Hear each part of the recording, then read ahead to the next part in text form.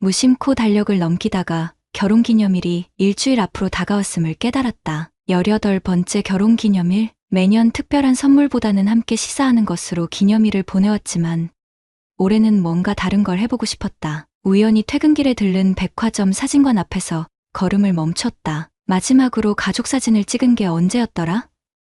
다현이가 초등학교 입학할 때였으니 벌써 10년도 더 지났다. 다현이도 이제 고등학생인데 새 가족 사진을 찍어볼까? 저녁 식탁에서 꺼낸 내 제안에 지원은 수저를 내려놓으며 의외라는 듯 쳐다봤다. 아내는 머리카락을 귀 뒤로 넘기며 잠시 생각하는 듯했다. 예상과 달리 그녀는 크게 반대하지 않았다. 다현이는 학원 숙제로 바빠 아무 말 없이 밥만 먹고 있었다. 좋아요. 근데 백화점 사진관 말고 요즘 SNS에서 유명한 작가님이 운영하는 작은 스튜디오가 있대요. 자연스러운 가족 사진을 잘 찍는다고. 지원의 말에 고개를 끄덕였다. 24이라는 젊은 나이에 자신만의 작은 스튜디오를 운영한다는 정우진 작가. 우리가 그를 처음 만난 건 그렇게 평범한 주말 오후였다. 햇살이 따뜻한 5월. 버튼다운 셔츠에 면바지를 갖춰 입은 나와 달리 지원은 오랜만에 원피스를 입고 화장도 평소보다 신경 써서 했다. 가족사진이니 당연한 준비라고 생각했다. 스튜디오는 예상보다 작고 아늑했다. 흰 벽과 나무 바닥, 자연광이 들어오는 창가에 간단한 소품들만 놓여 있었다. 사진에 필요한 화려한 장치들 대신 편안한 공간이었다. 안녕하세요. 정우진입니다. 문득 등 뒤에서 들려온 목소리에 돌아보니 생각보다 키가 크고 마른 청년이 손을 내밀며 서 있었다. 24이라기엔 꽤 어려 보이는 얼굴이었다. 목에 걸린 카메라와 찢어진 청바지, 헝클어진 머리가 전형적인 예술가 스타일이었다. 악수를 나누는 동안 그의 손이 예상외로 거칠다는 것을 느꼈다. 직접 액자도 만든다며 웃는 그의 미소에 왠지 모를 실증이 솟았다. 오늘은 편안하게 찍을 거예요. 가족이 진짜로 함께 있는 모습, 그걸 담고 싶어요. 우진의 말에 지원이 눈을 반짝이며 동의했다. 다현이도 평소보다 긴장이 풀린 듯했다. 그는 우리를 창가 소파에 자연스럽게 앉히고 이야기를 나누게 했다. 처음에는 어색했지만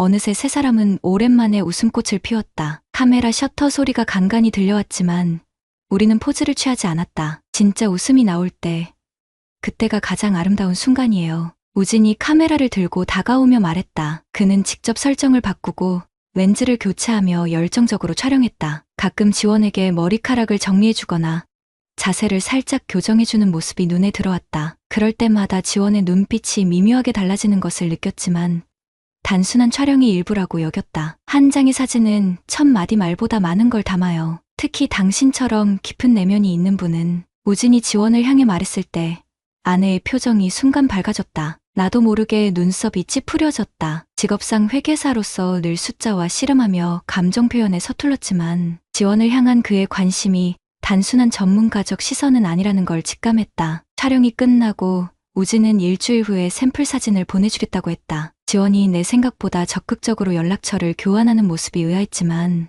사진 수정 과정에 필요하다는 설명에 수긍했다. 집으로 돌아오는 차 안에서 지원은 평소보다 말이 많았다. 생각보다 훨씬 편안했어요. 그 작가님, 정말 사람의 본질을 꿰뚫어 보는 것 같아요. 그렇게 찍는 게 신기했어요. 아내의 목소리에 깃든 흥분을 느끼며 운전대를 꽉 쥐었다. 18년 동안 내 아내의 웃음소리를 듣기 위해 얼마나 노력했던가. 회사 업무에 치여 집에 늦게 들어오는 날이 많았지만 항상 가족을 위해 안정된 삶을 제공하려 했다. 다현이가 원하는 학원비, 지원이 좋아하는 브랜드 가방, 매년 가는 가족 여행, 그런 노력들이 한 번도 저런 반짝이는 눈빛을 만들어내지 못했다는 사실이 가슴을 무겁게 했다. 그날 밤, 아내는 오랜만에 화장을 지우지 않은 채 침대에 누워 핸드폰을 들여다보았다. 화면을 슬쩍 보니 SNS에서 우진의 작품을 찾아보고 있었다. 그의 인스타그램은 인물 사진으로 가득했다. 여러 가족들, 연인들, 그리고 혼자인 여성들의 모습. 마지막 카테고리에서 유독 오래 머무르는 지원의 모습에 불편함이 느껴졌지만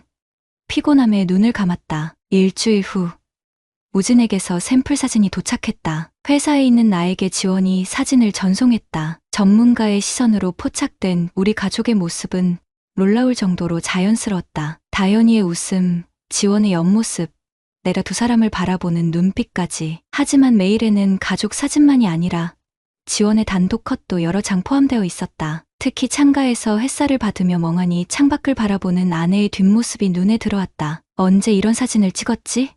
라는 의문이 들었다. 저녁에 돌아와 보니 지원은 분주히 핸드폰으로 메시지를 주고받고 있었다. 내가 들어오자 화들짝 놀라며 핸드폰을 내려놓았다. 누구랑 그렇게 열심히 얘기해? 아, 그냥 사진 수정 부탁하는 거예요. 내 옆모습이 좀 그래서 나는 고개를 끄덕이며 넘겼지만 식탁에 올려진 아내의 핸드폰 화면에 잠깐 비친 메시지 내용은 단순한 사진 수정 요청 같지 않았다. 그때 말씀하신 개인 작업 정말 관심 있어요. 처음으로 우리 가정에 금이 가기 시작한 순간이었다. 단순한 가족 사진 촬영이 가져온 균열. 그때는 몰랐다. 그 작은 균열이 얼마나 깊고 넓게 퍼져나갈지. 가족 사진 촬영 이후 지원의 일상에 미묘한 변화가 생겼다. 식사 준비를 하면서도 TV를 보면서도 항상 손에 핸드폰을 들고 있었다. 울리는 알림음에 화들짝 놀라 서둘러 확인하는 모습이 잦아졌다. 처음엔 친구들과의 대화가 활발해진 탓이라 여겼다. 항상 가정에만 묶여있던 그녀에게 작은 즐거움이라도 생긴 것 같아 굳이 묻지 않았다. 회사에서 야근이 계속되던 어느 날 밤 11시가 넘어 집에 들어섰을 때 거실은 어두웠다. 침실 문틈으로 새어나오는 불빛에 지원이 아직 자지 않았음을 알 수 있었다. 조용히 문을 열었을 때 그녀는 침대에 걸터앉아 노트북을 보고 있었다. 내가 들어오자 서둘러 화면을 닫았다. 아직 안 잤네. 아, 네, 오늘도 야근이었어요? 그녀의 목소리가 어딘가 들떠 있었다. 퇴근 연락도 없이 늦게 들어온 내가 미안해야 할 상황인데 오히려 그녀가 당황한 듯했다. 욕실에서 샤워를 마치고 나왔을 때 지원은 이미 잠든 척 누워 있었다. 베개 밑으로 살짝 보이는 핸드폰 충전 케이블이 내 시선을 끌었다. 평소 그녀는 핸드폰을 거실에 두고 자는 편이었다. 다음 날 아침 지원이 샤워하는 동안 그녀의 노트북을 펼쳐보았다. 양심의 가책이 들었지만 커져가는 의심을 무시할 수 없었다. 최근 검색 기록은 대부분 정우진 작가, 인물사진 구도, 감성 포트레이트 같은 것들이었다. 그리고 메일함에는 우진에게서 온 메시지가 여럿 있었다. 어제 보내주신 글 읽었습니다. 당신의 내면이 그렇게 깊은 줄 몰랐어요. 사진으로 담고 싶은 마음이 더 커졌습니다. 제안해 주신 개인 작업 꼭 진행했으면 합니다. 개인 작업? 가슴이 답답해졌다. 지원이 화장실에서 나오는 소리에 황급히 노트북을 닫았다. 그날부터 나는 더 늦게 퇴근하게 되었다. 회사 업무가 늘어난 탓이기도 했지만 솔직히 집에 돌아가기가 두려웠다. 아내의 변화를 직면하고 싶지 않았다. 주말 다현이가 친구 집에 놀러 간 사이 지원은 친구 만나고 오겠다며 나갔다. 평소 집안일에 매진하던 그녀가 외출이 잦아진 것도 최근의 변화였다. 집에 혼자 남아 옷장 정리를 하던 중 지원의 서랍에서 낯선 종이봉투를 발견했다. 열어보니 우리가 찍은 가족사진 인화본과 함께 지원의 단독 사진들이 가득했다. 그 사진들은 공식 촬영 때 찍은 것이 아니었다. 카페, 공원, 심지어 시내 거리에서 촬영된 사진들. 우리가 함께 간 적 없는 장소들이었다. 각 사진 뒷면에는 우진의 필체로 짧은 문구들이 적혀 있었다. 햇살보다 당신이 더 빛나던 순간, 처음으로 당신의 진짜 웃음을 본 날, 세상은 당신이 생각하는 것보다 훨씬 넓어요. 손이 떨렸다. 이것이 단순한 작가와 모델의 관계일 리 없었다. 봉투 맨 아래에는 지원이 쓴 듯한 메모가 있었다. 때로는 렌즈가 내 영혼을 더 정확히 본다. 남편은 15년간 내 얼굴만 봤지 내면을 본 적은 없다. 가슴이 무너져 내렸다. 나는 언제부터 아내의 내면을 보지 못했던 걸까? 승진과 가족의 안정을 위해 달려오는 동안 정작 가장 중요한 것을 놓친 건 아닐까?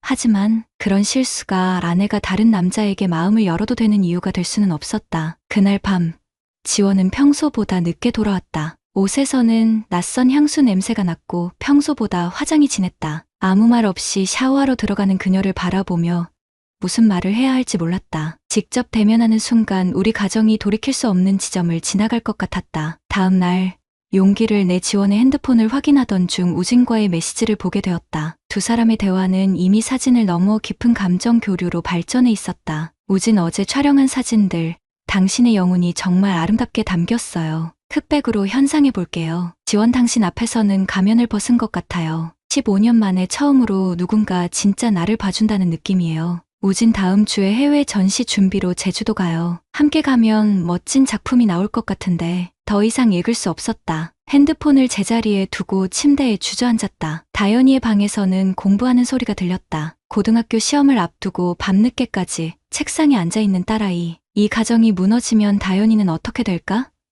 내 머릿속은 복잡한 생각들로 가득 찼다. 그날 이후 일주일 동안 나는 지원을 더 자세히 관찰했다. 그녀는 종종 수첩에 뭔가를 적었고 컴퓨터로 사진 편집 프로그램을 배우기 시작했다. 핸드폰 속 갤러리는 풍경과 사물사진으로 채워지기 시작했다. 아마추어지만 구도와 빛의 활용이 점점 나아지고 있었다. 문득 지원이 대학 시절 미술을 전공하려 했다는 오래된 기억이 떠올랐다. 부모님의 반대로 포기했던 꿈, 결혼 이후 그녀가 그림을 그리는 모습을 본 적이 없었다. 주말, 지원은 사진 수업을 핑계로 아침 일찍 나갔다. 이번에는 그녀의 행방을 확인해 봐야겠다는 결심이 섰다. 다현이에게는 회사 일로 잠시 나간다고 말하고 지원을 뒤따랐다. 그녀는 버스를 타고 시내 한복판에 있는 작은 카페로 향했다. 창가 자리에 앉아 누군가를 기다리는 모습이 창문 너머로 보였다. 30분 후 우진이 나타났다. 카메라 가방을 메고 지원의 테이블로 향하는 모습에 가슴이 조여들었다. 두 사람은 웃으며 대화를 나눴고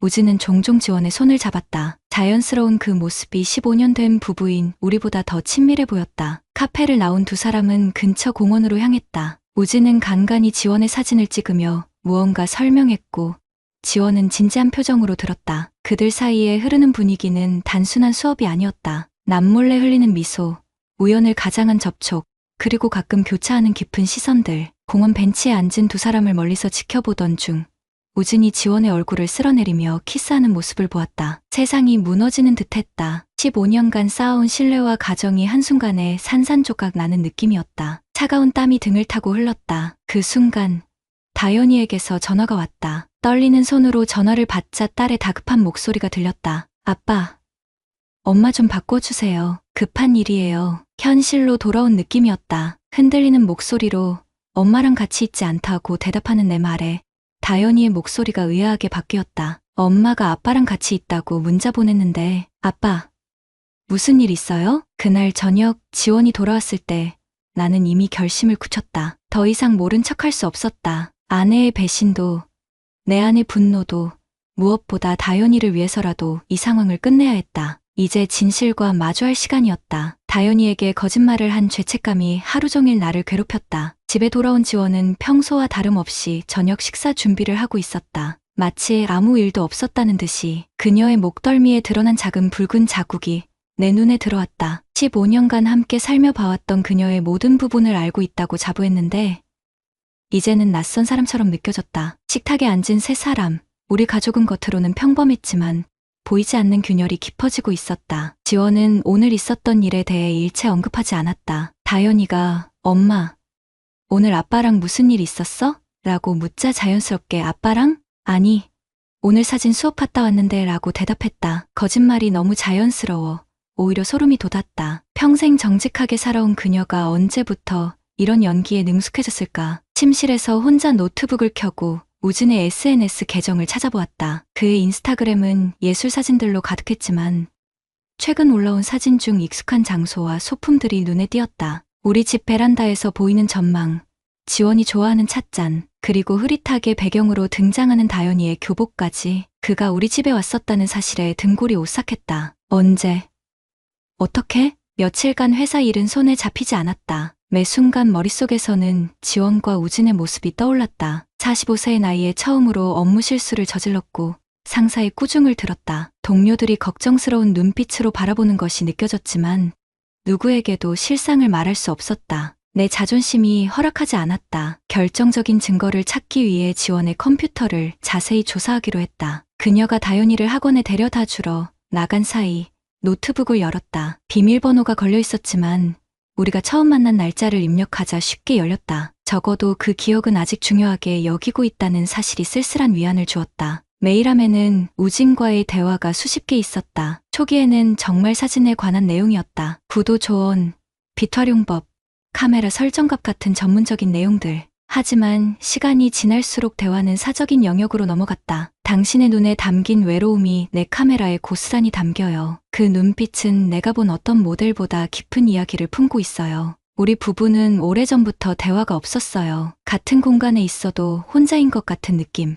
이해하실까요? 당신을 처음 봤을 때부터 알았어요. 당신이 가진 예술적 감성, 그리고 채워지지 않은 갈증을. 메시지들을 읽으며 가슴이 무너져 내렸다. 이 대화들은 단순한 일시적 감정이 아닌 점점 깊어지는 관계를 보여주고 있었다. 특히 충격적인 것은 최근 메일이었다. 다음 주 제주도 개인전 준비로 떠납니다. 함께 갈 수 있다면 더할 나위 없겠지만 당신의 상황을 이해해요. 결정은 존중하겠습니다. 다연이 대학 상담 때문에 남편이 주말에 집에 있을 거예요. 그 이후에 답변 드릴게요. 기다려주세요. 다연이까지 언급된 내용에 분노가 치밀었다. 사진 폴더를 열자 더 충격적인 내용이 나왔다. 개인 작업이라는 폴더에는 지원의 사진들이 있었다. 대부분은 일상적인 포즈였지만 몇 장은 지나치게 친밀한 구도였다. 특히 우리 침실 배경으로 찍힌 사진에서는 지원이 평소 입지 않는 스타일의 옷을 입고 있었다. 파일 정보를 확인하니 내가 출장 간 날짜였다. 그들이 우리 집에서,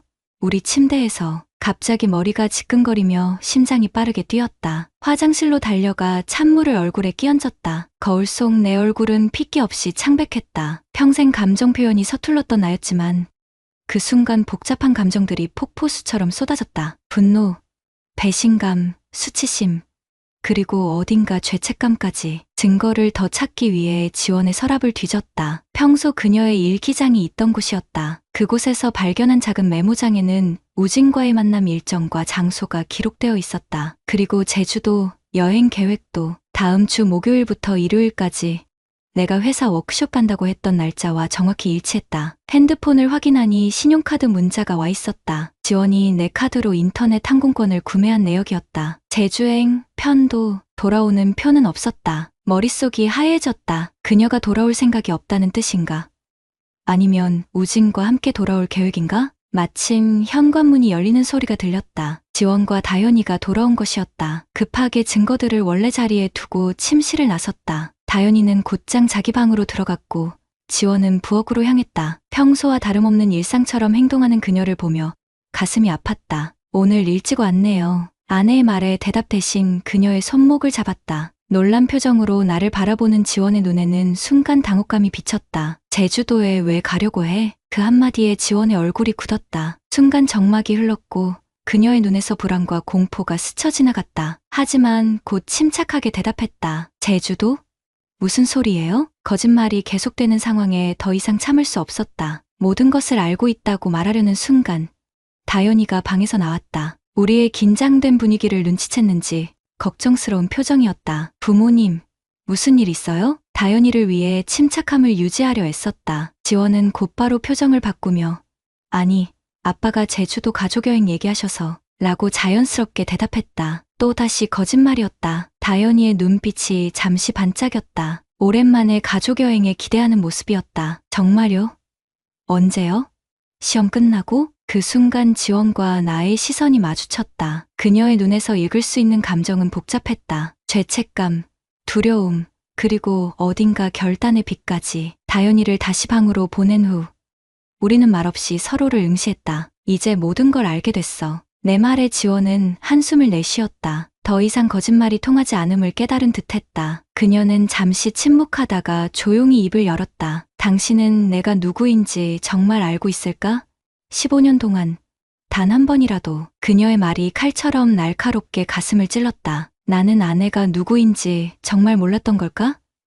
매일 아침 마주보고 같은 공간에서 숨쉬고 같은 아이를 키우면서도 그녀의 내면을 보지 못했던 걸까? 그날 밤 우리는 서로 다른 방에서 잠을 청했다. 나는 침대에 누워 천장을 바라보며 모든 증거를 재확인했다. 내일 그녀를 정면으로 대면하고 진실을 요구할 것이다. 그리고 우진을 만나 따져 물을 것이다. 15년간의 결혼 생활, 우리 가족의 행복이 한 장의 사진으로 시작된 파국을 맞아서는 안 되었다. 내일 모든 것이 결정될 것이다. 잠들기 전 마지막 생각은 다연이었다. 그 아이에게 가장 상처 주지 않는 방법이 무엇일지, 내일의 진실 대면이 어떤 결과를 가져올지, 그 모든 것이 머릿속을 맴돌았다. 뜬 눈으로 밤을 지새운 후 아침이 밝았다. 다연이는 일찍 등교했고 지원은 침실에서 나오지 않았다. 사실 이날은 내가 연차를 내고 회사에 가지 않기로 한 날이었다. 마침내 모든 진실을 마주할 시간이 온 것이다. 커피를 마시며 창밖을 바라보는데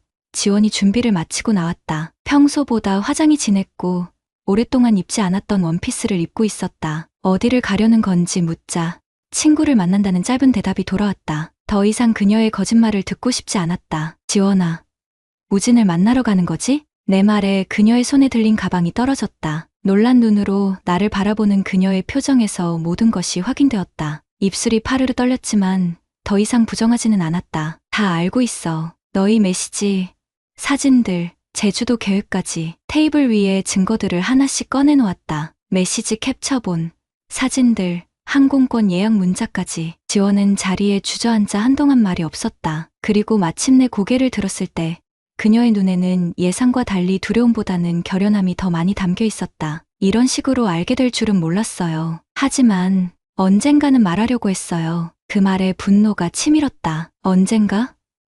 모든 것이 끝난 후에? 내 목소리가 떨렸다. 15년간 감정 표현이 서툴렀던 내가 처음으로 소리를 높였다. 사진 한 장에 가정을 버리려는 거야? 우리의 15년이 다현이가 그렇게 가볍냐? 지원의 눈에서 눈물이 흘렀지만 그녀의 표정은 여전히 단호했다. 천천히 일어나 창가로 향하며 말했다. 당신은 내 얼굴만 15년 동안 봤어요. 내 꿈은? 내 열정은? 나란 사람은? 그녀의 말에 순간 할 말을 잃었다. 그동안 지원에게 무엇을 물어봤었나? 가정을 꾸리고 경제적으로 안정되면 행복할 줄 알았다. 그것이 내 역할이었고 내가 할 수 있는 최선이었다. 하지만 그런 물질적 안정이 그녀에게는 충분하지 않았다는 걸 이제야 깨닫는 건가? 우지는 달라요. 그는 내 속에 숨겨진 것들을 봤어요. 대화하고 질문하고 내가 찍은 초라한 사진 한 장에도 의미를 찾아줬어요. 가슴이 무너져 내렸다. 우리의 대화가 언제부터 식탁에서 오가는 일상적인 말들로 제한되었는지 생각해보니 기억조차 나지 않았다. 그녀의 취미, 관심사, 꿈, 마지막으로 그런 이야기를 나눈 게 언제였을까? 하지만 그렇다고 해서 배신이 정당화될 수는 없었다. 지원이 침실로 돌아가 짐을 꾸리기 시작했다. 내가 막아서자 그녀의 눈에서 결심이 보였다. 우진과 함께 갈 거예요. 적어도 그는 내 내면을 봐요. 그 순간 참았던 분노가 폭발했다. 짐 가방을 낚아채 내용물을 바닥에 쏟아부었다. 준비해둔 옷가지들, 화장품, 그리고 우리 가족 사진이 든 액자까지. 깨진 유리 조각들 사이로 우리의 웃는 얼굴이 조각나 있었다. 지원은 놀란 표정으로 물러섰고 나는 떨리는 손으로 핸드폰을 들어 우진에게 전화를 걸었다. 신호음이 몇 번 울리자 젊은 남자의 목소리가 들렸다. 여보세요? 누구신지. 윤상민입니다. 지원이 남편. 잠시 침묵이 흘렀다. 그의 당혹감이 전화기 너머로도 느껴졌다. 담담한 목소리로 말을 이었다. 우리 집에 와보시겠어요? 대화할 게 있을 것 같네요. 지원이 놀란 표정으로 내 팔을 잡았지만 이미 내 결심은 확고했다. 이 상황을 바로잡기 위해서는 세 사람이 직접 만나야 했다. 우진은 잠시 망설이다 주소를 알려주었다. 시내 한복판의 작은 원룸이었다. 지원에게는 선택권을 주었다. 함께 가거나 아니면 여기 남거나. 그녀는 잠시 고민하다 코트를 집어들었다. 침묵 속에 차에 올랐고 우리는 20분 만에 우진의 집에 도착했다. 초인종을 누르자 곤문이 열렸다. 24의 젊은 청년이 당혹감과 긴장이 뒤섞인 표정으로 서 있었다. 실제로 보니 사진보다 더 젊고 순수해 보였다. 그의 시선이 지원에게 향했다가 곧 나에게 옮겨왔다. 들어오세요. 작은 원룸은 예상대로 사진으로 가득했다. 벽면에는 그의 작품들이 전시되어 있었고 한쪽에는 촬영 장비들이 놓여 있었다. 방중앙 테이블 위에는 익숙한 파이철이 보였다. 한지원 프로젝트라고 적힌. 아무 말 없이 다가가 파일을 열었다. 안에는 지원의 사진과 함께 그녀에 대한 메모들이 가득했다. 내면의 갈등, 억압된 예술적 열망, 결혼 생활의 공허함, 마치 심리 분석 보고서 같았다. 마지막 페이지에는 제주도 일정표와 함께 새 출발 프로젝트라는 제목이 붙어 있었다. 이게 다 뭐지?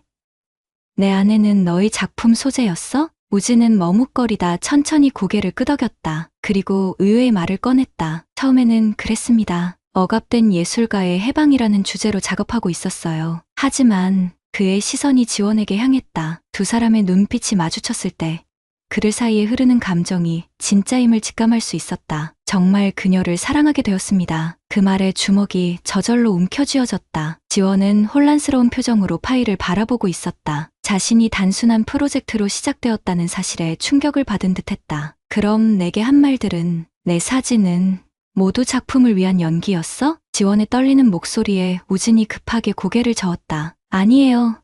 처음에는 그랬을지 몰라도 점점 당신에게 진심으로 빠져들었어요. 당신의 열정, 감성, 그 모든 것이. 더 듣고 싶지 않았다. 테이블 위에 카메라를 집어들었다. 최신형 고가 장비였다. 우진이 놀란 표정으로 말렸지만 이미 늦었다. 카메라를 바닥에 내리쳤고 부서지는 소리와 함께 우진의 비명이 울렸다. 미쳤어요.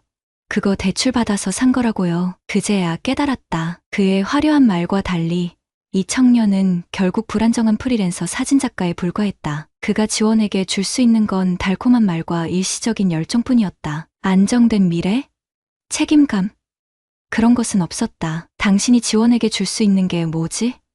15년 후에도 옆에 있어줄 수 있어? 우진은 대답 대신 부서진 카메라를 주워들었다. 그의 눈에 눈물이 고였다. 어쩌면 이 청년도 진심이었을지 모른다. 하지만 그것이 우리 가정을 파괴할 만큼의 가치가 있는지는 의문이었다. 지원이 마침내 입을 열었다. 그녀의 목소리는 평소보다 낮고 단호했다. 난 단순한 프로젝트가 아니야. 당신의 작품 소재도 아니고 내 삶은 내가 결정해. 우리 둘 다를 향한 말이었다. 그녀는 우진의 파일을 집어들고 찢기 시작했다. 그리고 내게도 차가운 시선을 던졌다. 당신도 마찬가지예요. 나를 정말 알지 못했잖아요. 그때 내 핸드폰이 울렸다. 다연이었다. 학교에서 급한 일이 생겼다는 내용이었다. 문자를 보여주자 지원의 표정이 굳어졌다. 잠시 망설이다 그녀는 코트를 집어들었다. 다연이한테 가요. 우진이 그녀의 팔을 잡았지만 지원은 단호하게 뿌리쳤다. 그녀의 눈에서 새로운 결심이 보였다. 우리는 아무 말 없이 함께 차에 올랐다. 우진은 건물 앞에 서서 우리를 바라보았다. 그의 표정에는 허망함과 배신감이 가득했다. 학교로 향하는 차 안에서 지원이 조용히 말했다. 내가 잘못했어요. 하지만 당신도 우리 사이에 정말 사랑이 남아있긴 한가요? 그 질문에 바로 대답할 수 없었다. 사랑? 15년간 우리에게 남은 것은 습관과 책임감뿐이었을까? 아니면 그 밑에 여전히 깊은 애정이 묻혀 있는 걸까? 다연이를 만났을 때 그 아이의 눈에 눈물이 고여 있었다. 교실에서 친구들과 다툰 일이 있었다고 했다. 무슨 일인지 물었지만 대답하지 않았다. 집으로 돌아오는 길, 다연이가 문득 말했다. 친구들이 엄마 이야기를 했어요. SNS에 올라온 사진, 아빠가 아닌 다른 남자와 함께 있는 순간 차가 흔들렸다. 지원의 얼굴이 창백하게 변했다. 다연이는 이미 알고 있었던 것이다. 평소 SNS에 관심 많은 다연이의 친구들이 우진의 계정을 발견한 모양이었다. 우리 몰래 상처를 품고 있었던 아이. 마음이 무너져 내렸다. 집에 도착해 다연이가 먼저 방으로 들어간 후 거실에 남은 우리 부부, 깨진 액자 속 가족 사진을 바라보며 지원이 중얼거렸다. 이제 어떻게 해야 할까요? 해가 저물고 우리 가정의 미래도 어둠 속에 잠겨갔다. 이제 선택의 시간이 왔다. 복수할 것인가, 용서할 것인가, 아니면 모든 것을 새롭게 시작할 것인가. 내 결정이 세 사람의 삶을 영원히 바꿔놓을 것이다. 다연이를 학교에서 데려온 지 일주일이 지났다. 우리 집은 마치 시간이 멈춘 듯한 정적 속에 잠겨 있었다. 지원은 작은 여행 가방만 챙겨 친정으로 떠났다. 그녀의 짐 대부분은 그대로 남겨진 채였다. 마치 곧 돌아올 것처럼. 하지만 나는 이미 변호사를 만나 이혼 절차를 알아보기 시작했다. 15년이라는 세월도 가족이라는 이름도 한번 무너진 신뢰는 회복할 수 없다는 것을 깨달았다. 밤이면 다연이의 방에서 흐느끼는 소리가 들렸다. 눈물이 말라 더 이상 울음소리조차 나오지 않을 때까지 아이는 혼자 고통을 감내했다. 한 번도 문을 두드리지 못했다. 무슨 말로 위로해야 할지 알 수 없었다. 아침이면 다연이는 피부가 붓고 충혈된 눈으로 나타나 기계적으로 등교 준비를 했다. 17살 소녀의 눈빛에 생기가 사라졌다. 회사에서는 일주일간의 휴가를 냈다. 동료들에게는 가족 문제라고만 말했지만 굳이 자세히 설명하지 않아도 그들의 동정 어린 눈빛에서 이미 소문이 퍼졌음을 알 수 있었다. 작은 도시의 소문은 바람처럼 빠르게 퍼진다. 특히 SNS 시대에는 우진의 인스타그램 계정은 비공개로 전환되었지만 이미 퍼진 사진들은 돌이킬 수 없었다. 다연이의 친구들 사이에서 그 이야기가 돌았고 급기야 학교 상담사가 전화를 걸어왔다. 다연이가 괴롭힘을 당하고 있다는 소식이었다. 바람난 엄마의 딸이라는 낙인이 찍혔다고. 딸아이를 생각하며 가슴이 찢어졌다. 지원에게서 매일 문자가 왔다. 다연이 좀 어때요? 너무 걱정돼요. 대화할 수 있을까요? 제발 한 번만 만나서 이야기해요. 모두 잊고 지웠다. 답장은 단 한 번도 보내지 않았다. 그녀가 진정으로 딸을 걱정했다면 처음부터 이런 선택을 하지 않았을 것이다. 우진에 대한 분노는 날이 갈수록 커져갔다. 그의 SNS를 면밀히 조사해보니 과거 작업물에도 비슷한 패턴이 보였다. 주로 3040대 기혼 여성들의 사진이 많았고 내면의 자아 찾기라는 주제로 접근했다. 그는 단순한 사진작가가 아닌 취약한 심리를 가진 여성들을 노리는 일종의 포식자였다. 이틀 전 우진의 전시회 소식을 접했다. 내면의 초상 가면 뒤에 진실이라는 제목의 개인전이 다음 주 시내 갤러리에서 열린다는 내용이었다. 포스터 한쪽에 희미하게 보이는 사진은 분명 지원의 실루엣이었다. 그는 우리 가정의 파탄을 자신의 예술로 승화시키고 있었다. 다현이가 학교에서 돌아온 후 나는 결심을 전했다. 엄마와 이혼하기로 했어. 그리고 내가 상처받지 않도록 최선을 다할 거야. 딸은 눈물도 흘리지 않고 고개를 끄덕였다. 그리고 잠시 침묵 후 말했다. 저도 그 사람들한테 복수하고 싶어요. 다현이의 차가운 눈빛에 놀랐다. 17살 소녀의 눈에 어른의 결연함이 깃들어 있었다. 그날 밤 우리는 계획을 세웠다. 먼저 변호사를 만나 철저한 법적 대응을 준비했다. 지원의 불륜이 입증된 상황에서 유리한 이혼 조건을 얻을 수 있었다. 양육권은 물론이고 재산 분할에서도 우위를 점할 수 있다는 조언을 받았다. 하지만 나에게 중요한 것은 돈이 아니었다. 다현이의 정신적 피해에 대한 보상이 필요했다. SNS 전문가를 고용해 우진의 과거 행적을 조사했다. 예상대로 그는 비슷한 패턴으로 다른 여성들에게도 접근했던 이력이 있었다. 2명의 피해자를 더 찾아냈고 그들도 모두 기혼 여성이었다. 한 여성은 결국 이혼했고 다른 여성은 가까스로 가정을 지켰지만 우진의 접근 방식은 놀라울 정도로 유사했다. 증거를 충분히 확보한 후 우진의 전시회 개막일에 맞춰 행동을 개시했다. 다현이의 SNS 계정을 통해 우진의 작품이 단순한 예술이 아닌 취약한 기혼 여성들을 노리는 계획적 접근이라는 포스팅을 올렸다. 다른 피해자들의 증언익명 처리됨과 함께 그의 패턴을 상세히 분석한 내용이었다. 동시에 지역 언론에는 예술이라는 이름으로 가정을 파괴하는 사진작가에 대한 제보를 했다. 미투 운동의 연장선에서 이 문제를 다루도록 유도했다. 한 여성 기자가 특히 관심을 보였고 다현이의 심리적 고통에 초점을 맞춘 기사를 준비하기 시작했다. 우진의 전시회 개막일 예상대로 언론들이 몰려들었다. 하지만 그들은 작품 평가가 아닌 윤리적 문제를 지적하기 위해 온 것이었다. 우진은 당황한 기색이 역력했고 갤러리 측은 긴급 회의를 소집했다. 전시는 하루 만에 중단되었다. 지원에게서 분노의 찬전화가 왔다. 언론의 집중 포화를 받자 그녀의 신상도 일부 노출되었고 주변 사람들의 시선은 차갑게 변했다. 그녀는 무너지는 목소리로 물었다. 어떻게 이럴 수 있어요? 다현이 생각은 안 했어요? 냉정하게 대답했다. 다현이가 직접 계획했어. 너로 인해 받은 상처.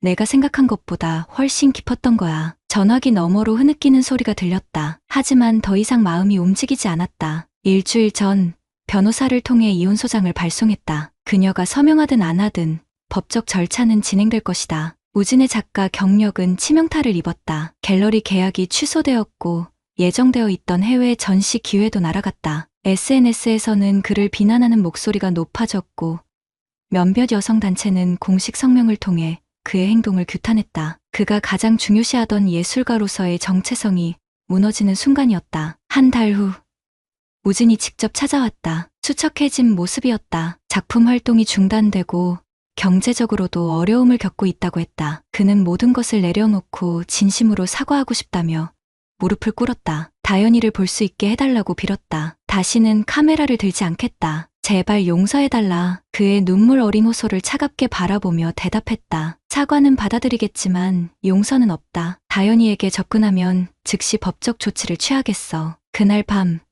다현이에게 우진의 방문에 대해 이야기했다. 딸은 잠시 생각하더니 고개를 저었다. 저는 그 사람 얼굴도 보기 싫어요. 엄마도요. 지원은 몇 차례 더 연락을 시도했지만 결국 이혼에 합의했다. 재판에서 판사는 그녀의 불륜이 다현이에게 끼친 심리적 영향을 심각하게 고려했다. 양육권은 100% 내게 주어졌고 면접 교섭권도 제한적으로만 인정되었다. 이혼이 확정된 날 지원은 작은 상자를 보내왔다. 안에는 우리 가족 사진들과 다현이의 어린 시절 물건들이 담겨 있었다. 그리고 짧은 편지. 용서를 바라지 않습니다. 다만 다현이에게만큼은 언젠가 엄마로서 다시 다가갈 기회를 주세요. 제 평생 후회할 실수를 했습니다. 다현이에게 상자를 보여주지 않았다. 아직은 때가 아니었다. 아이의 상처가 아물려면 많은 시간이 필요할 것이다. 이혼 후 반년이 지났다. 우리는 새 아파트로 이사했다. 다현이는 새 학교에 적응하며 조금씩 웃음을 되찾아갔다. 심리 상담사의 도움도 컸다. 우진의 소식은 들리지 않았다. 그는 도시를 떠났다는 소문이 있었다. 지원이 외국으로 떠난다는 소식을 들었다. 그녀의 어머니를 통해 전해 들은 말로는 미술 공부를 다시 시작하기 위해 유학을 간다고 했다. 젊은 시절 포기했던 꿈을 이제야 쫓아가는 것이다. 너무 늦었지만 어느 주말 다연이와 함께 새로 산 카메라로 사진을 찍으러 나갔다. 사진 찍기는 이제 우리의 새로운 취미가 되었다. 아이는 타고난 감각이 있었고 몇몇 작품은 교내 전시회에 출품하기도 했다. 공원 벤치에 앉아 다연이가 찍은 사진들을 검토하던 중 문득 아이가 말했다. 아빠, 엄마가 외국 간대요? 놀라서 쳐다보았다. 다연이는 담담한 표정이었다. 외할머니가 말해줬어요. 괜찮아요. 알아도 되는 거죠? 고개를 끄덕였다. 아이는 잠시 침묵하다 다시 말을 이었다. 저는 엄마를 용서하지 않을 거예요. 하지만 미워하는 것도 이제 그만하려고요. 너무 힘드니까. 다연이의 말에 가슴이 찡해졌다. 18이 된 딸은 어느새 어른이 되어 있었다. 집으로 돌아오는 길, 휴대폰에 메시지가 도착했다. 지원이었다. 내일 출국합니다. 가기 전에 다연이 얼굴 한 번만 볼 수 있을까요? 멀리서라도. 다연이에게 물었다. 아이는 잠시 생각하더니 대답했다. 상관없어요. 하지만 말은 하고 싶지 않아요. 다음 날 우리는 공항 멀리서 지원을 바라보았다. 그녀는 우리를 발견하고 눈물을 훔쳤다. 다연이를 향해 손을 들어 인사했지만 아이는 반응하지 않았다. 지원은 슬픈 미소를 지으며 출국장으로 향했다. 그것이 마지막 모습이었다. 차로 돌아오며 다연이가 말했다. 우리끼리 새 가족 사진 찍어요. 엄마 없이. 그날 저녁 셀프 타이머로 다연이와 나의 새로운 가족 사진을 찍었다. 액자에 넣어 거실 중앙에 걸었다. 이전의 가족 사진들은 모두 정리해 창고에 보관했다. 우리의 새로운 시작이었다. 상처는 여전히 아프지만 그 아픔과 함께 살아가는 법을 배우고 있었다. 지원과 우진에 대한 복수는 끝났다. 이제는 우리만의 새로운 프레임을 만들어갈 시간이다. 한 장의 사진으로 시작된 배신과 파괴의 이야기가 또 다른 사진으로 치유와 복원의 이야기가 되어가고 있었다. 구독자님들, 다른 분들과 함께 의견 나눠보세요. 저도 읽어보며 소통하겠습니다.